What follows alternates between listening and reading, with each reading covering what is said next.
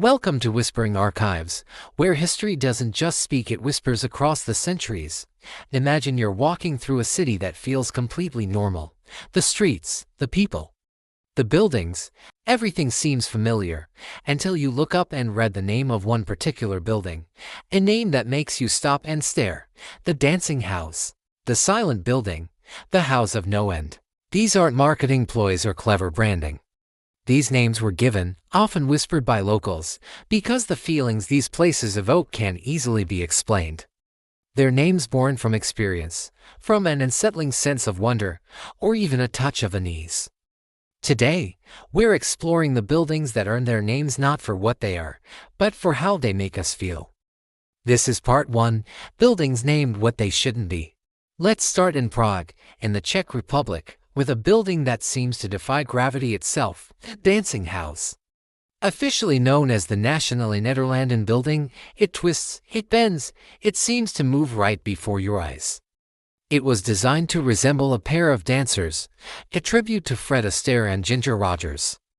So, in this case, the name isn't a total mystery. It's a direct reference to its very unusual appearance. Yet, even knowing the inspiration, many visitors still feel unsettled when they look at it. It's architecture that's alive, an experience that challenges our perception of what a building should be. It's not just a structure, it's a performance frozen in time. From a dancing building, let's move to a world turned completely on its head. All across Europe, you can find a peculiar architectural trend, the upside-down house. You'll find them in Poland, Germany, and beyond. Step inside, and your brain immediately struggles to make sense of what it's seeing. Furniture hangs precariously from the ceiling, which is now your floor.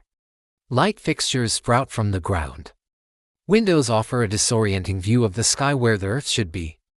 Walking through one of these is a dizzying, gravity-defying experience. You leave wondering, is the house really upside down? Or, after a few minutes inside, are you? It's a playful but profoundly strange journey into disorientation. Now we travel to Spain, to a place that wasn't officially named anything sinister, but earned a chilling nickname from those who dared to explore it, the House of No End. This isn't a single, famous building, but rather a description applied to certain maze-like structures. Imagine a place where corridors seem to stretch into infinity, where staircases lead to solid walls, and doors open into empty shafts or back into the room you just left.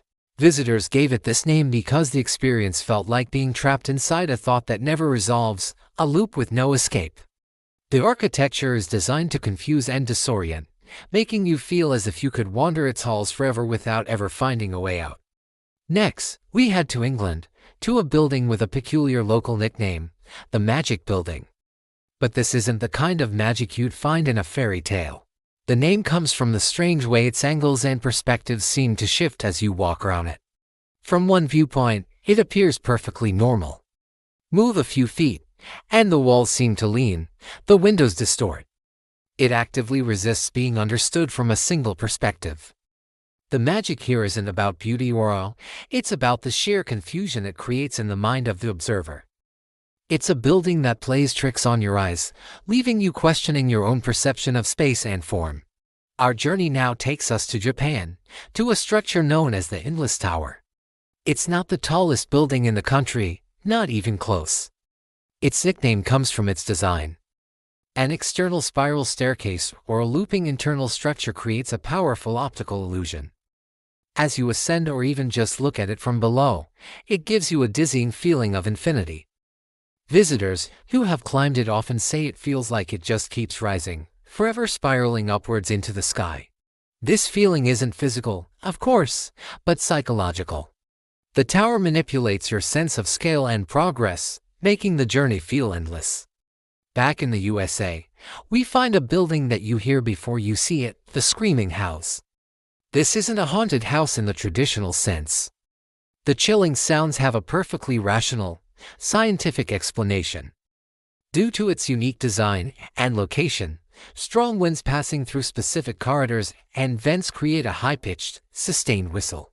But the sound is so unnervingly similar to a human scream that the name was inevitable. On a windy day, the building itself seems to be wailing in agony. The locals heard it, felt a chill run down their spines, and agreed the name simply fits the terrifying experience. Staying in Japan, we encounter a building with a deeply uncomfortable name, the House of Hate. This was a controversial nickname given to a private residence that was reportedly built out of spite following a neighborhood dispute. The architecture itself seems to reflect this negative emotion. It's all sharp angles, narrow, claustrophobic spaces, and windows that stare directly into the neighbor's property, almost aggressively. It was designed to block views and create a sense of discomfort. The name doesn't come from an official title, but from the palpable feeling of animosity it projected onto visitors and passersby. It's a rare case of a building embodying an ugly human emotion. Now for something completely different. In Germany stands a building known as the Silent Building. Imagine walking into a space, and the first thing you notice is the absence of sound. No echoes. No reverberation. Even your own footsteps seem to vanish the moment you make them. Advanced acoustic dampening materials were used in its construction, absorbing sound waves almost completely. The result is an environment where silence feels heavier and more present than any noise. It's an unnerving sensation, stripping you of one of your primary senses for navigating a space. In the Silent Building, the quiet is deafening. Our final stop is in China, at a structure with a profoundly sad nickname, the News Tower. From the outside, it looks like any other modern skyscraper: gleaming glass, impressive height, a finished facade. But it's a ghost. Inside, it's completely empty. No residents, no offices, no purpose. Construction was completed, but for economic or political reasons, it was never occupied. The name, whispered among locals, isn't official. It's a quiet confession of failure, a monument to abandonment. It stands as a silent, hollow testament to a dream that was built but never realized, a towering symbol of emptiness. These buildings, with their strange and evocative names, weren't part of some grand marketing campaign. The names grew organically, from the people who lived with them, from the unsettling feelings they couldn't quite explain.